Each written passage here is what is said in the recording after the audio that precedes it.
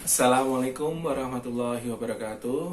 Perkenalkan, nama saya Pak Yuda Aris Munandar. Panggilannya Pak Aris. Dulu di kelas 2, wali kelasnya juga saya. Ini untuk mengingat siswa yang pernah saya ajar yang di kelas 2 dulu dan sekarang saya wali kelas lagi. Yang pertama itu Brian, kedua Anton, ketiga Rama, keempat Bagas. Nah, ini yang putra dulu, ada 4. Kemudian Amel, Syafira, terus Gelis, Tasya, Dita, sama Aulia. Ada 10 ya. Oke. Untuk tema 1, pembelajaran 1 ya di kelas 5. Di sini nanti kita akan membahas tentang organ gerak hewan. Nah, di buku paket kalian di halaman 3 itu ada sebuah bacaan judulnya organ gerak hewan dan manusia. Nah, apa sih itu organ gerak?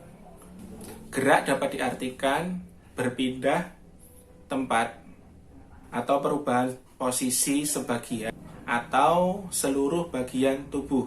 Jadi kalian bergeser sedikit ya, itu juga sudah disebut dengan bergerak. Ya. Tangan halus seperti ini juga bergerak. Berbicara soal gerak, apa sih itu fungsinya dari gerak? Gunanya untuk apa gerak? Ada yang bisa menyebutkan? Pak Aris kasihkan contoh 3 saja dulu, nanti sisanya kalian yang menyebutkan. Yang pertama, melompat, berlari, berjalan. Nah, sisanya kalian sebutkan. Karena banyak sekali aktivitas bergerak. Kemudian untuk alat gerak sendiri pada organ tubuh manusia maupun hewan itu dibedakan menjadi 2, yaitu alat organ pasif dan alat organ aktif.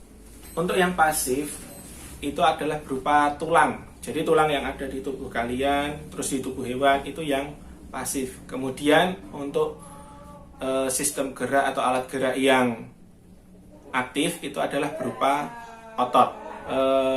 Otot dengan tulang itu saling bekerja sama dalam melakukan sebuah pergerakan. Nah, kerjasama itu disebut sistem gerak. Tadi Pak Aris menjelaskan tulang itu sebagai alat gerak pasif ya. Mengapa kok disebut alat gerak pasif? Karena tulang itu tidak dapat bergerak sendiri. Ya. Jadi kalau tidak ada yang menggerakkan, itu disebut pasif. Ya, berarti tulang yang ada di dalam tubuh manusia maupun di dalam tubuh hewan, jika tidak ada yang menggerakkan, berarti mereka akan diam. Tulang-tulang itu diam, tidak bergerak. Oke.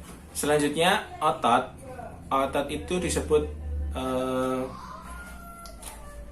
alat gerak aktif karena di dalam otot itu sendiri terdapat senyawa kimia yang dapat membuatnya itu bergerak.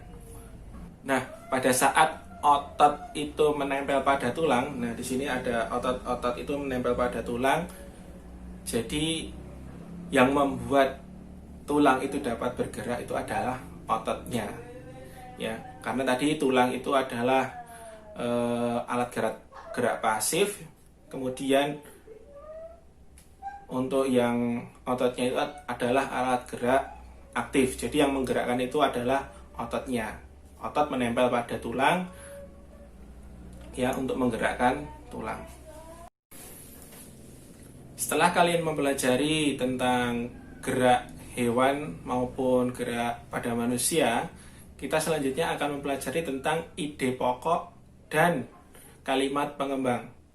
Sebelum masuk ke ide pokok dan kalimat pengembang, apa sih itu ide pokok? Ada yang tahu? Ide pokok merupakan gagasan yang menjadi dasar sebuah paragraf. Oke. Kemudian untuk ide pokok itu biasanya disajikan di kalimat utama yang ada di awal paragraf, tengah paragraf maupun akhir paragraf. Kemudian yang kedua adalah kalimat pengembang.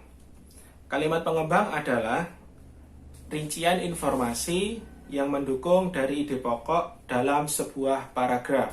Oke, setelah kalian tahu apa itu ide pokok ataupun kalimat pengembang, nah di sini nanti Pak Aris berikan contoh. Ada di sini. Ini salah satu contoh mencari ide pokok dalam sebuah paragraf. Oke, jadi diperhatikan baik-baik. Nanti yang Pak Aris berikan garis merah itu adalah ide pokoknya. Kemudian selanjutnya adalah kalimat pengembangnya. Oke. Sekarang kalian buka buku paket halaman 4. Nah, di situ ada paragraf 2, 3, 4, 5. Kalian harus mencari ide pokoknya, kemudian kalimat pengembangnya. Nah, jadi setelah kalian mempelajari tadi, sudah melihat, kemudian memahami contohnya, kalian kerjakan di halaman 4 ini di buku tugas kalian, ya, mencari ide pokok dan kalimat pengembangnya. Kemudian kalian lihat halaman 5, di situ sudah tertulis ide-ide pokok, ya, ada 3. Yang pertama, organ gerak terdiri atas 2 macam. Nanti kalian membuat 1 paragraf, kalian tambahi kalimat pengembangnya. Kemudian yang kedua, ide pokoknya organ gerak banyak sekali fungsinya. Nah, kalian kembangkan menggunakan kalimat pengembang. Dan yang terakhir adalah tanpa organ gerak, manusia tidak dapat bergerak. Nah, kalian jelaskan sampai akhir menjadi sebuah paragraf dengan menggunakan kalimat pengembangnya. Ya, kalian bisa sebelum kalian mengerjakan ini, kalian bisa membaca bacaan dulu di halaman 3. Kalian baca terlebih dahulu.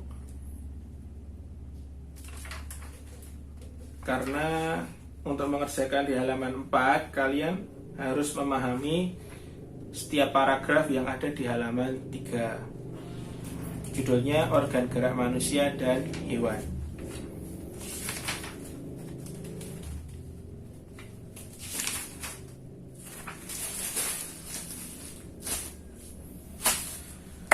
Baiklah, itu dulu untuk pembelajaran 1 di tema 1, subtema 1.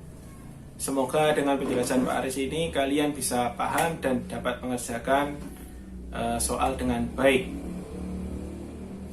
Ya, terima kasih. Assalamualaikum warahmatullahi wabarakatuh.